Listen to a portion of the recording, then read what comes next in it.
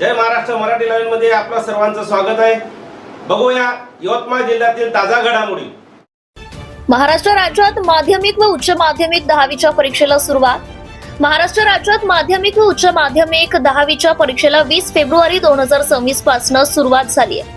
या परीक्षा कॉपीमुक्त, भयमुक्त, शांततामय वातावरणात झाल्या पाहिजेत या दृष्टिकोनातून शासनाच्या वतीने भरारी पथके, बैठकी पथक तसेच सीसीटीव्ही कॅमेऱ्याच्या निगराणीत विद्यार्थ्यांनी परीक्षा देत असून कोणताही अनुचित प्रकार घडू नये यासाठी पोलीस विभागामार्फत चोख बंदोबस्त ठेवला जातोय।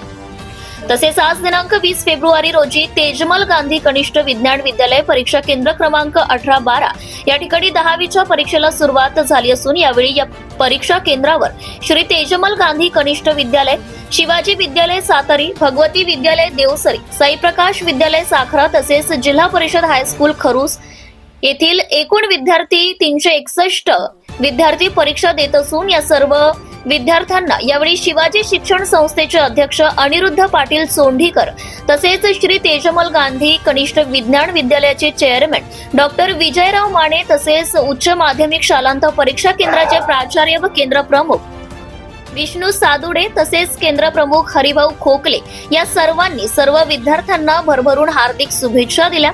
तसेच सर्व शिक्षक वृंद आणि शिक्षकींसह कर्मचारी या सर्वांनी देखील विद्यार्थी आणि विद्यार्थिनींना हार्दिक शुभेच्छा दिल्या आहेत।